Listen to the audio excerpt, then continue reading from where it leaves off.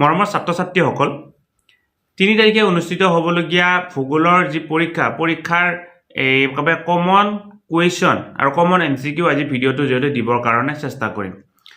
তোমালোকৰ ইতিমধ্যে যেহেতু 7টা চেপ্টাৰৰ পৰা 90 নম্বৰ আহিব আৰু প্ৰতিটো চেপ্টাৰৰ পৰা কিমান নম্বৰকে আহিব মই মোৰ ইয়াৰ আগৰ ভিডিঅ'ত জনাইছিলো তুমি যদি ভিডিঅ'টো চোৱা নাই অনুগ্ৰহ কৰি এই ভিডিঅ'টো চাবা ইয়াত তোমালোকে কোনটো চেপ্টাৰৰ পৰা কিমান নম্বৰ আহিব 1 নম্বৰীয়া কিমান নম্বৰ আহিব 2 নম্বৰীয়া কিমান নম্বৰ আহিব 3 নম্বৰীয়া কিমান নম্বৰ আহিব 4 নম্বৰীয়া কিমান নম্বৰ আহিব আৰু শেষত 5 নম্বৰীয়া কিমান নম্বৰ কিমানটা প্ৰশ্ন আহিব সেই কথাখিনি গম পাবৰ কাৰণে সক্ষম হ'বা এতিয়া কথা হ'ল আমাৰ প্ৰথম যিটো চেপ্টাৰৰ পৰা আমি কি প্ৰশ্ন আহিব পাৰে সেই কথাটো জানিবৰ কাৰণে চেষ্টা কৰিম আমাৰ প্ৰথম চেপ্টাৰটোৰ নাম হৈছে প্ৰাকৃতিক ভূগোলৰ ভূ-আকৃতিক প্ৰক্ৰিয়া এইকিটা এটা কথা কৈ থৈ দিও মৰমৰ ছাত্ৰ ছাত্ৰীসকল তোমালোকে যদি ষ্টুডেণ্টছ কুইন আছাম নামৰ ইউটিউব চেনেলটো সাবস্ক্ৰাইব কৰা নাই অনুগ্ৰহ কৰি সাবস্ক্ৰাইব কৰিবা লগৰ বন্ধু বান্ধৱীসকলকো চেনেলটো সাবস্ক্ৰাইব কৰিবৰ কাৰণে অনুপ্ৰাণিত কৰিবা এতিয়া কথা হ'ল ভূ-আকৃতিক প্ৰক্ৰিয়া নামৰ যেটো এই আমাৰ প্ৰথম চেপ্টাৰ ইয়াৰ পৰা 8 নম্বৰ আহিব আৰু আমি ইয়াৰ পৰা কি কৰিব লাগিব প্ৰথম পেজৰ পৰাই তোমালোকে কেইটিমান বিশেষ প্ৰশ্ন ইয়াত তোমালোকে চাব লাগিব প্ৰথম কথা হ'ল ইয়াত কেইটিমান 1 নম্বৰীয়া প্ৰশ্ন হ'ব পাৰে যেহেতু এই চেপ্টাৰটোৰ পৰা দুটা 1 নম্বৰীয়া প্ৰশ্ন হ'ব মই 1 নম্বৰীয়া প্ৰশ্ন কেইটা মই তোমালোকক ক'বৰ কাৰণে চেষ্টা কৰিছো যে কি অৱনমন কাক বোলে স্থলাকৃতি মানে কি ভূ-আকৃতিক বিজ্ঞান মানে কি সংনি ঘৰ্ষণ মানে কি অপঘৰ্ষণ মানে কি এনেকুৱা ধৰণে 6টা প্ৰশ্ন ইয়াৰ পৰা আহিব পাৰে 1 নম্বৰীয়া হিচাপে প্ৰথম পেজত এই কথাখিনি আছে ভূ-আকৃতিক প্ৰক্ৰিয়া মানে কি এইটো আহিব পাৰে ভূ-আকৃতিক প্ৰক্ৰিয়াৰ প্ৰভাৱ পেলোৱা কাৰক দুটা আছে এটা হৈছে আভ্যন্তৰীণ কাৰক এটা হৈছে বাহ্যিক কাৰক এটা আভ্যন্তৰীণ কাৰক মানে কি বাহ্যিক কাৰক মানে কি যিবিলাক কাৰকে পৃথিৱীখনক বাহিৰৰ ফালৰ পৰা ক্ৰিয়া কৰে তাক বোলা হ'ব বাহ্যিক কাৰক যিবিলাক কাৰকে পৃথিৱীখনক ভিতৰৰ ফালৰ পৰা ক্ৰিয়া কৰে তাক বোলা হ'ব আভ্যন্তৰীণ কাৰক আভ্যন্তৰীণ কাৰকৰ ভিতৰত দুটাই উপাদান থাকিব উদাহৰণ থাকিব এটা হৈছে ভূমিকম্প আৰু আগ্নেয়গিৰি আৰু বাহ্যিক কাৰকৰ ভিতৰত বিভিন্ন ধৰণৰ থাকিব পাৰে ৰ'দ বতাহ বৰষুণ সাগৰ ঢৌ আদি কৰি বিভিন্ন ধৰণৰ উপাদান থাকিব পাৰে তে এই চেপ্টাৰটো তোমালোকে বিশেষকৈ দুটাই বস্তু পঢ়িব লাগিব এটা হৈছে বতাহৰ কাৰ্য আনটো হৈছে হিমবাহৰ কাৰ্য দুটাই বিষয় এই দুটা বিষয় তোমালোকে 9ৰ সমাজ বিজ্ঞানৰ 2 নম্বৰ চেপ্টাৰটো ইতিমধ্যে পঢ়ি আহিছা যে কি এই আমাৰ বতাহৰ কাৰ্য আৰু হিমবাহৰ কাৰ্য বতাহৰ কাৰ্য বুলি কোৱাৰ লগে লগে দুটা কাৰ্যৰ কথা কোৱা হ'ব বতাহৰ ক্ষয়জনিত কাৰ্য বতাহে 3টা কাৰ্য কৰে এই খনন পৰিবহন আৰু অৱক্ষেপন ইয়াতে বিশেষকৈ দুটা বস্তু তুমি চাব লাগিব বতাহৰ ক্ষয়জনিত কাৰ্য আৰু বতাহৰ অৱক্ষেপনজনিত কাৰ্য কি হয় বা বতাহৰ ক্ষয়জনিত অৱয়ব কি হয় বতাহৰ অৱক্ষেপনজনিত অৱয়ব কি হয় তুমি যদি বতাহৰ ক্ষয়জনিত অৱয়বৰ কথা ক'ব কাৰণে যোৱা ইনচেলবাৰ্গ আৰু ইয়াৰডাঙৰ কথা ক'ব লাগিব হল তাৰ পিছত আৰু যদি তোমালোকে বতাহৰ অৱক্ষেপনজনিত অৱক্ষেপনজনিত অৱয়বৰ বিষয়ে ক'ব বিচাৰা তেতিয়া তোমালোকে বালিয়াৰীৰ কথা ক'ব লাগিব অনুদৈৰ্ঘ্য বালিয়াৰী অনুপ্ৰস্থ বালিয়াৰী আৰু বাৰখান এনেকুৱা ধৰণে ইয়াৰ কথাখিনি ক'ব লাগিব তাৰ পিছত তুমি যদি হিমবাহৰ কথা ক'বৰ কাৰণে যোৱা হিমবাহ যেহেতু বৰফ অঞ্চল এই মেৰু অঞ্চলত আৰু উচ্চ পাহাৰীয়া অঞ্চল দেখিবলৈ পোৱা যায় য'ত বৰফ থাকিব ত'ত হিমবাহ থাকিব বৰফৰ গতিটোকে হিমবাহ বুলি কোৱা হয় গতিকে হিমবাহৰ ঠিক সেইদৰে অৱক্ষেপন আৰু এই অৱক্ষেপনজনিত কাৰ্য আৰু ক্ষয়জনিত কাৰ্য তোমালোকে চাব লাগিব বতাহৰ ক্ষয়জনিত কাৰ্যৰ কথা হিমবাহৰ ক্ষয়জনিত কাৰ্যৰ কথা যদি চাবৰ কাৰণে যোৱা তাত তোমালোকে ইউচেপ ভেলী ইউ-আকৃতিৰ উপত্যকা শীৰ্ষাংক শংকু ওলোমা উপত্যকা এইকেইটা হ'ব আৰু আমাৰ অৱক্ষেপনজনিত অৱয়ব বুলি কোৱাৰ লগে লগে আমাৰ যেটো গ্ৰাফ হ'ব তাৰ পিছত পেজ নম্বৰ 9 তোমালোকৰ আছে অস্কাৰ ডামলিন আৰু কেম এইবিলাক হ'ব গতিকে একেবাৰে সহজ চেপ্টাৰ এইটো তোমালোকে 8 নম্বৰৰ ভিতৰত নিশ্চয় 8 নম্বৰে পাবৰ কাৰণে সক্ষম হ'বা 2 নম্বৰ যেটো চেপ্টাৰ হেতু হৈছে পৰিবেশ ভূগোল ইতিমধ্যে তোমালোকে 10ৰ এই পৰিবেশ সম্পৰ্কীয় এটা চেপ্টাৰ জিওগ্ৰাফি 2 নম্বৰ চেপ্টাৰটো পঢ়ি আহিছা তাত যেনেকুৱা ধৰণৰ কথা আছে ইয়াতো তেনেকুৱা ধৰণৰ কথা আছে তাত যেনেকুৱা ধৰণৰ পাৰিবেশিক সমস্যাৰ কথা কোৱা হৈছে ইয়াতো তেনেকুৱা ধৰণৰ পাৰিবেশিক সমস্যাৰ কথাই কোৱা হৈছে গতিকে মৰমৰ ছাত্ৰ ছাত্ৰীসকল তোমালোকে যেহেতু ইতিমধ্যে সমাজ বিজ্ঞানৰ 2 নম্বৰ চেপ্টাৰটো পঢ়িছা তাক হুবহু ইয়াত তোমালোকে ইমপ্লিমেন্ট কৰিবৰ কাৰণে পাৰিবা বিশেষকৈ আমাৰ গোলকীয় উষ্ণতা বৃদ্ধি তাৰ পিছত ইয়াতে আমাৰ আছে পানী প্ৰদূষণ, বায়ু প্ৰদূষণ, মাটি প্ৰদূষণ, এই কথাবিলাক ইয়াতে থাকিব। বননি ধ্বংসৰ কথা ইয়াত থাকিব, বননি ধ্বংসক নিৰ্বনীকৰণ বুলি কোৱা হয়, সেইটো থাকিব। তাৰপিছত ইয়াত তোমালোকৰ বিশেষকৈ এই কথাকেইটাই কোৱা হৈছে। ইয়াত আমাৰ মাটি প্ৰদূষণৰ কথা নাই, বায়ু প্ৰদূষণ আৰু পানী প্ৰদূষণৰ কথা কোৱা হৈছে। এতিয়া বায়ু প্ৰদূষণ বুলি কোৱাৰ লগে লগে বায়ুত আমাৰ কাৰ্বন ডাই অক্সাইডৰ পৰিমাণ কিমান, বায়ুত নাইট্ৰজেনৰ পৰিমাণ কিমান, অক্সিজেনৰ পৰিমাণ কিমান, আৰ্গনৰ পৰিমাণ কিমান, এই সেউজগৃহ গেছৰ পৰিমাণ কিমান, এইবিলাকৰ পৰা তোমালোকৰ 1 নম্বৰীয়া প্ৰশ্ন হ'ব পাৰে, কাৰণ এই চেপ্টাৰটোৰ পৰা যিহেতু ইতিমধ্যে 12 নম্বৰ আহিব। গতিকে মৰমৰ ছাত্ৰ ছাত্ৰীসকল, এইটো চেপ্টাৰৰ বিশেষ ক'বলগীয়া নাই। পৰিৱেশৰ উপাদান দুটা, জীৱীয় উপাদান, অজীৱীয় উপাদান, সেইটো তোমালোকে চাব লাগিব। তাৰপিছত ইয়াত তোমালোকৰ এই সেউজগৃহ গেছৰ কথা ক'লা, গোলকীয় উষ্ণতা বৃদ্ধিৰ ফলত পৰিৱেশত কি কি প্ৰভাৱ পৰিব পাৰে সেইটো তোমালোকে চাব লাগিব। পেজ নম্বৰ তোমালোকৰ এই কথাখিনি এই 31 নম্বৰ পেজত আছে, তাৰ পৰা তোমালোকে চাই ল'বা। গতিকে এই এচিড বৰষুণ কিহৰ কাৰণে হয়, সালফাৰ ডাই অক্সাইড, নাইট্ৰজেন ডাই অক্সাইড তাৰ কাৰণে হয়। গতিকে এই কথাখিনি চাবা, আৰু ইয়াত বহুত বেছি বিশেষ তেনেকুৱা টান প্ৰশ্ন নাই। 12 নম্বৰে 12টা প্ৰশ্ন তোমালোকে 10তো পঢ়িছা, ইয়াতো পঢ়িবৰ কাৰণে পঢ়িবা, গতিকে তোমালোকৰ নিশ্চয় ভালে হ'ব। এতিয়া চাবা, তোমালোকৰ 3 নম্বৰ চেপ্টাৰটো হৈছে আঞ্চলিক ভূগোল, আটাইতকৈ গুৰুত্বপূৰ্ণ আৰু দীঘল আৰু বেছি নম্বৰ অহা চেপ্টাৰ। ইয়াৰ পৰা তোমালোকৰ 24 নম্বৰ আহিব। ইয়াৰ পৰা এটা তোমালোকৰ 5 নম্বৰীয়া প্ৰশ্ন এটা তোমালোকৰ ইয়াৰ পৰা আহিব। এতিয়া চাবা, আঞ্চলিক ভূগোল বুলি কোৱাৰ লগে লগে প্ৰথমতে আমি জানিব লাগিব অঞ্চল মানে কি। তাৰপিছত যাব লাগিব অঞ্চলৰ ওপৰত কিহে প্ৰভাৱ পেলায়, সমধৰ্মী অঞ্চল, একে সাদৃশ্য থকা উপাদানে প্ৰভাৱ পেলায়, লগতে ক্ৰিয়াত্মক যিবিলাক সম্পৰ্কই প্ৰভাৱ পেলায়। গতিকে সমধৰ্মী অঞ্চল কি, ক্ৰিয়াত্মক অঞ্চল কি, এইটো তোমালোকে জানিব লাগিব। তাৰপিছত তোমালোকৰ ইয়াতে আহিল পৃথিৱীৰ চমু পৰিচয়। গোটেই পৃথিৱীখনৰ চমু পৰিচয় দিয়া আছে। পৃথিৱীখনৰ সৰ্বমুঠ 197খন দেশ আছে, 197খন দেশ, 7খন মহাদেশ, এই কথাখিনি তোমালোকে চাব লাগিব। এতিয়া চাবা, আমাৰ পৃথিৱীখনৰ সোঁমাজেৰে বিষুৱ ৰেখা পাৰ হৈ গৈছে। বিষুৱ ৰেখাৰ উত্তৰে উত্তৰ গোলাৰ্ধ, দক্ষিণে দক্ষিণ গোলাৰ্ধ। পেজ নম্বৰ তোমালোকৰ 43 আছে এই কথাখিনি, যে কি উত্তৰ গোলাৰ্ধত 90% লোক বসবাস কৰে। ইতিমধ্যে তোমালোকে পৃথিৱীৰ ভূগোল নামৰ যিটো চেপ্টাৰ আছিল আমাৰ জিঅ'গ্ৰাফিৰ, তাত তোমালোকে এই প্ৰশ্নটো পাই আহিছা, যে কি আমাৰ এই উত্তৰ গোলাৰ্ধত 90% জনসাধাৰণে বসবাস কৰে, কিহৰ কাৰণে, এইটো নিশ্চয় তাত যিহেতু পঢ়িছা, এইটো ইয়াতো তোমালোকে চাবা বুলি মই আশা কৰিছোঁ, যে কি উত্তৰ গোলাৰ্ধত কিয় 90% জনসাধাৰণে বসবাস কৰে। এতিয়া চাবা, আমাৰ যিহেতু কুৱেশ্যন পেপাৰখন এলও বেছ হ'ব, লাৰ্ণিং আউটকাম বেছ হ'ব, ইয়াত আমাৰ প্ৰতিটো বাক্যৰ পৰা কুৱেশ্যন হ'ব পাৰে। যেনেকৈ সমাজ বিজ্ঞানত প্ৰতিটো বাক্যৰ পৰা কুৱেশ্যন হৈছে, ইয়াতো প্ৰতিটো বাক্যৰ পৰা কি হ'ব পাৰে, কুৱেশ্যন হ'ব পাৰে। আমাৰ পৃথিৱীখনক 11টা প্ৰাকৃতিক অঞ্চলত ভাগ কৰা হৈছে। এই প্ৰতিটো প্ৰাকৃতিক অঞ্চলৰে বৈশিষ্ট্য আছে। প্ৰতিটো প্ৰাকৃতিক অঞ্চল কিমান ডিগ্ৰী অক্ষাংশৰ পৰা কিমান ডিগ্ৰী অক্ষাংশৰ মাজত অৱস্থিত, সেই কথাটো আছে। প্ৰতিটো প্ৰাকৃতিক অঞ্চলৰ উষ্ণতাৰ কথা আছে। প্ৰতিটো প্ৰাকৃতিক অঞ্চলৰ বৰষুণৰ কথা আছে, এইখিনি যাব লাগিব। আৰু প্ৰতিটো প্ৰাকৃতিক অঞ্চলৰ অন্তৰ্গত 2খন বা 3খন ঠাই জানিব লাগিব। আৰু এই প্ৰাকৃতিক অঞ্চলবিলাকৰ ভিতৰত কিছুমানত আমাৰ কি আছে, ঘাঁহনি আছে, কিছুমানত তৃণভূমি আছে, কিছুমানত সৰলবৰ্গীয় গছ আছে। গতিকে এই কথাখিনি তোমালোকে জানিব লাগিব। নিৰক্ষীয় অঞ্চলত যিহেতু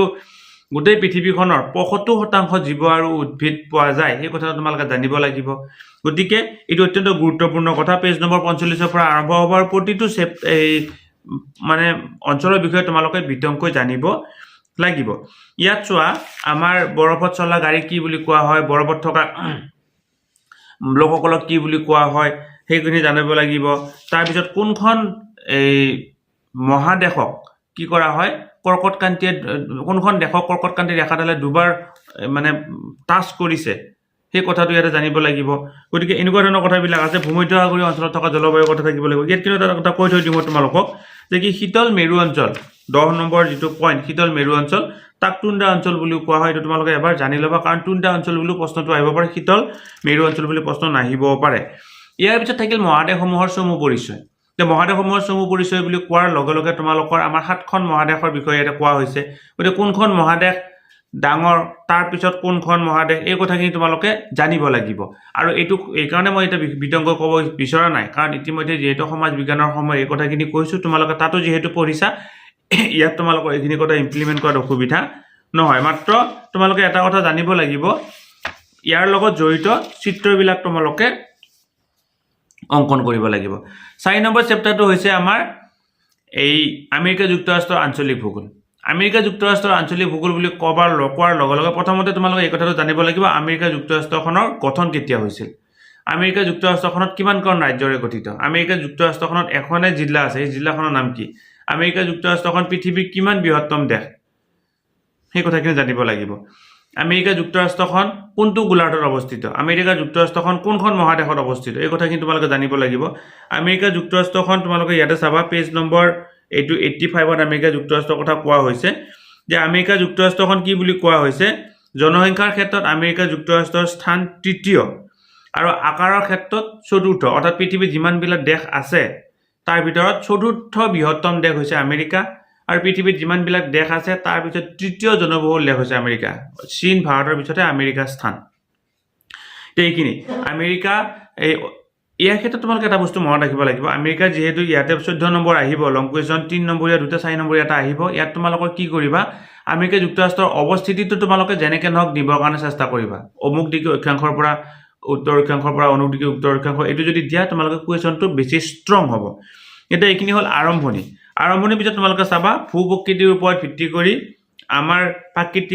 ভূ-প্ৰাকৃতিক ভাগ হৈছে তিনিটা এই তিনিটা ভাগৰ বিষয়ে চাব লাগিব অলপকৈ দিয়া আছে আৰু এই ভাগকেইটাৰ ভিতৰত থকা তোমালোকৰ কিবা যদি ইম্পৰ্টেণ্ট হ্ৰদ আছে দ্বীপ আছে এইখিনি তোমালোকে চাব লাগিব আমাৰ আপেলেচিয়ান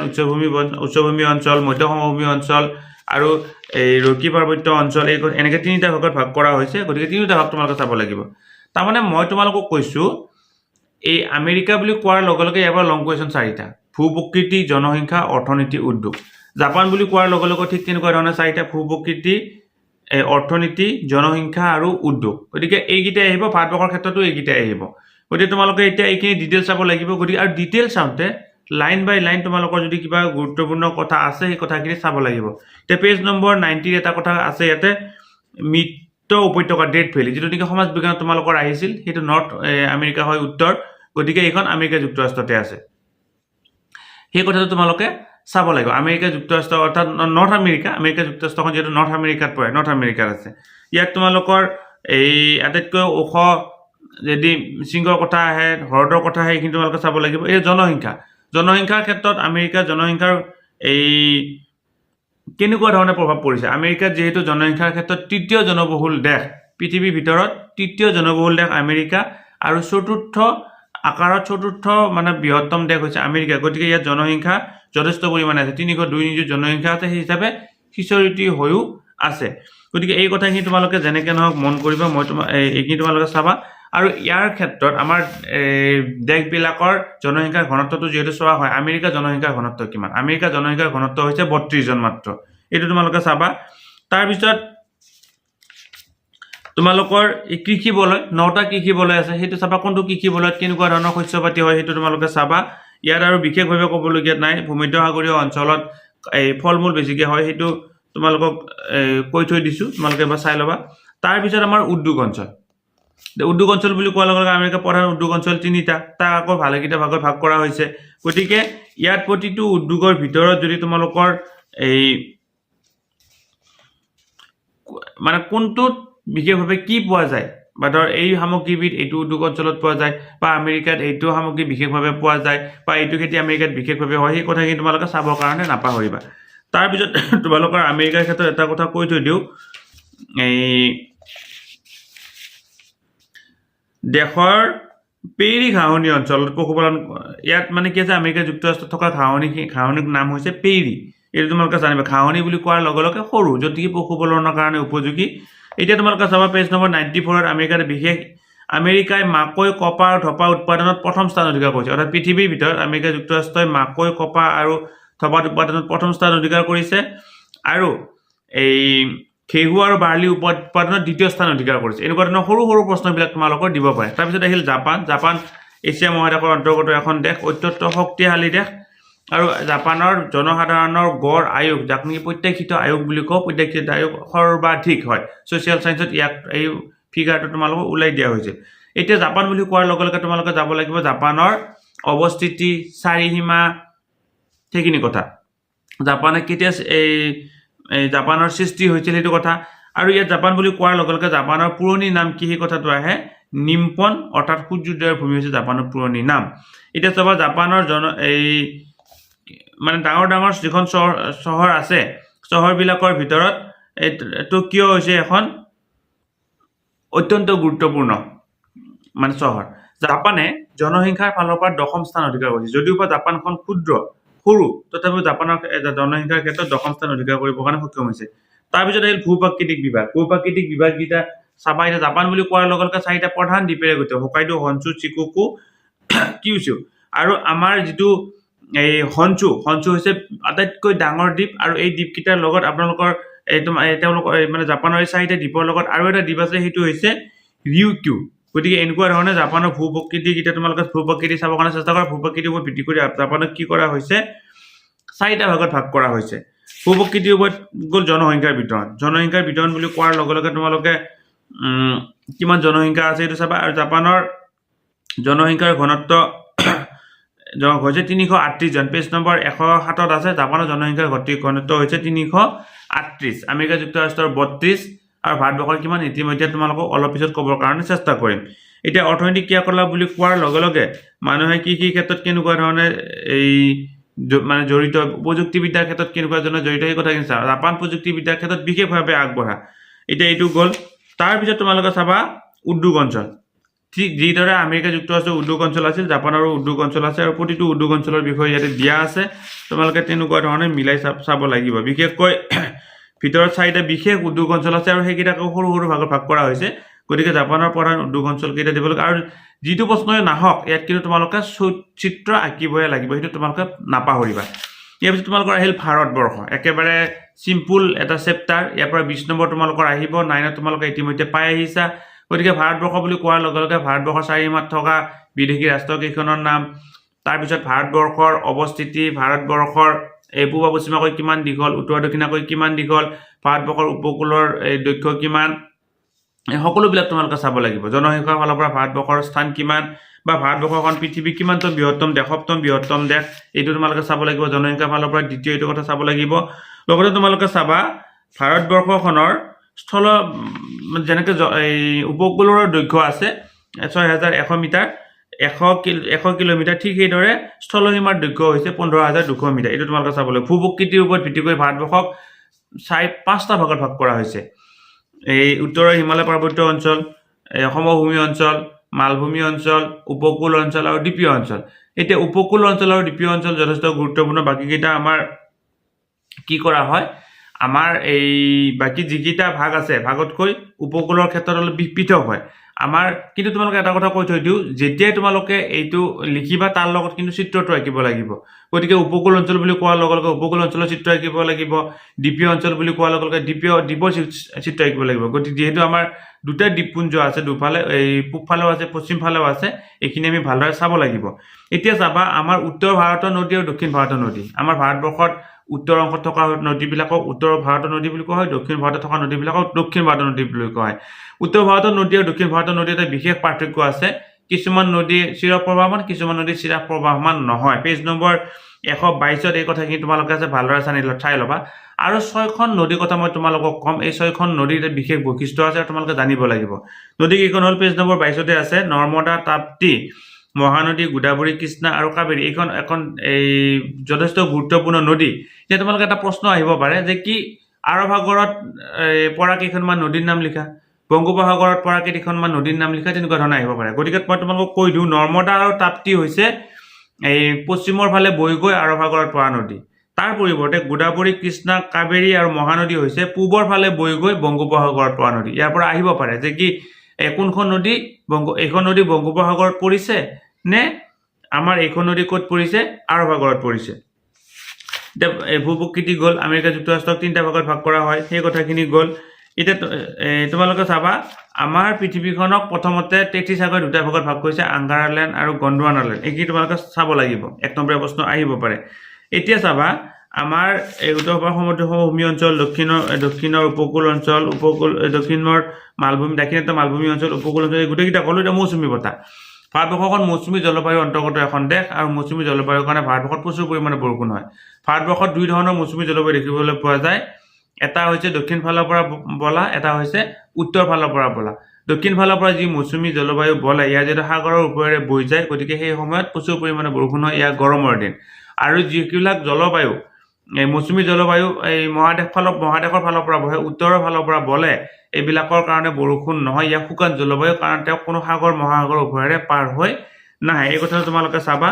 তাৰপিছত আমাৰ ঋতু চাৰিটা ঋতুত এই শীতকাল পাক বৰ্ষাকালৰ পাক শীতকাল, কোনটো ঋতু কোনকেইটা মাহ পৰে সেইটো তোমালোকে চাই ল'বা, ইতিমধ্যে কিতাপত এই কথাখিনি দিয়া আছে। তাৰপিছত মাটিৰ কথাখিনি আছে, উদ্ভিদৰ কথা আছে, বিভিন্ন ধৰণৰ মাটি দেখিবলৈ পোৱা যায়, এইটো তোমালোকে চাবা, আৰু পেজ নম্বৰ 136ত আছে। গতিকে তাৰপিছত হ'ল আমাৰ কি বুলি কৈছোঁ,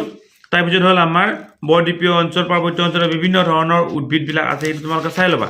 এতিয়া তোমালোকৰ কথা হ'ল জনসংখ্যাৰ বৃদ্ধি আৰু বিতৰণ আৰু ঘনত্ব। ভাৰতবৰ্ষত জনসংখ্যা কেনেকুৱা ধৰণে বৃদ্ধি হৈছে, বিতৰণ ক'ত সিঁচৰিত হৈ আছে, জনসংখ্যাৰ ঘনত্ব কিমান। ভাৰতবৰ্ষৰ জনসংখ্যাৰ ঘনত্ব বুলি কোৱাৰ লগে লগে 324 জন। তোমালোকে পেজ নম্বৰ 145ত পাবা যে কি ভাৰতবৰ্ষৰ জনসংখ্যাৰ ঘনত্ব হৈছে 145 জন। কোনোবা ঠাইত বহুত জনসংখ্যা থাকিব পাৰে, কিন্তু এতে হ'ল জনসংখ্যাৰ ঘনত্ব হৈছে 345 জন। গতিকে এনেকুৱা ধৰণে থাকিল। তাৰপিছত তোমালোকে চোৱা আমাৰ এই ভাৰতবৰ্ষৰ কৃষি অঞ্চল, ভালেকেইটা কৃষি অঞ্চল আছে, ক'ত ক'ত কি পোৱা যায় সেইটো তোমালোকে চাই ল'বা, যিহেতু 10ৰ এই সমাজ বিজ্ঞানৰ লগত 9ৰ সমাজ বিজ্ঞানৰ লগত ইয়াৰ মিল আছে। তাৰপিছত হ'ল শিল্প উদ্যোগ অঞ্চল বিশেষকৈ ভাৰতবৰ্ষত 5টা উদ্যোগ অঞ্চল আছে। এইকেইটা হৈছে হুগলী অঞ্চল, মুম্বাই পুনে অঞ্চল, আহমেদাবাদ চুৰাট অঞ্চল, মুম্বাই এই কইম্বাটুৰ বেংগালুৰু অঞ্চল আৰু ছোটনাগপুৰ অঞ্চল, এনেকৈ 5টা অঞ্চলত বিশেষভাৱে উদ্যোগ অঞ্চল বুলি চিনাক্ত কৰা হৈছে। আৰু তাত প্ৰচুৰ পৰিমাণে যথেষ্ট পৰিমাণৰ উদ্যোগবিলাক আছে, আৰু সেই ঠাইবিলাকৰ অৰ্থনৈতিক অৱস্থাটো যথেষ্ট সচ্ছল হয়। গতিকে মৰমৰ ছাত্ৰ ছাত্ৰীসকল, এনেকুৱা ধৰণে তোমালোকে সৰু সৰু প্ৰশ্নবিলাক চাব লাগিব। তাৰপিছত আমাৰ যে মাউণ্ট পিনাটুৰ উদগীৰণ হৈছিল সেই কথাটো ইয়াতে আছে। তাৰপিছত আমাৰ ডাঙৰ ভূমিকম্পবিলাকৰ কথা ইয়াতে আছে। গতিকে প্ৰথম 2টা চেপ্টাৰ যথেষ্ট সহজ, পিছৰ 3টা চেপ্টাৰ যথেষ্ট সহজ, কিন্তু মাজৰ যিটো আঞ্চলিক ভূগোল নামৰ চেপ্টাৰ সেইটোৰ ক্ষেত্ৰত অকণমান খেলি মেলি হয়তো তোমালোকৰ হ'ব পাৰে। গতিকে ছাত্ৰ ছাত্ৰীসকল, ভিডিঅ'টো ইমানতে সামৰিছোঁ। ইমান মনোযোগেৰে সকলোকে ভিডিঅ'টো চোৱাৰ কাৰণে ধন্যবাদ, আৰু লগতে ভিডিঅ'টো লগৰ বন্ধু বান্ধৱীসকলকে ফৰৱাৰ্ড কৰিব, যাতে তেওঁলোকেও কথাখিনি গম পায় আৰু কেনেকুৱা ধৰণৰ জিঅ'গ্ৰাফী প্ৰস্তুতি চলাব লাগিব সেই কথাটো বুজি উঠিব পাৰে। ভিডিঅ'টো ইমানতে সামৰিছোঁ, ধন্যবাদ। ষ্টুডেণ্টছ কুইন এছাম নামৰ ইউটিউব চেনেলটোৰ জৰিয়তে আমি ছাত্ৰ ছাত্ৰীৰ কাৰণে বিভিন্ন ধৰণৰ শিক্ষামূলক ভিডিঅ' লগতে পৰীক্ষা উপযোগী ভিডিঅ' প্ৰস্তুত কৰিবৰ কাৰণে চেষ্টা কৰোঁ। তোমালোকে যদি আজি পোনপ্ৰথমবাৰৰ কাৰণে এই চেনেলটো চাইছা, অনুগ্ৰহ কৰি চেনেলটো ছাবস্ক্ৰাইব কৰিবা আৰু ওচৰতে থকা বেল আইকনটো প্ৰেছ কৰি অল নটিফিকেশ্যন কৰি থৈ দিবা।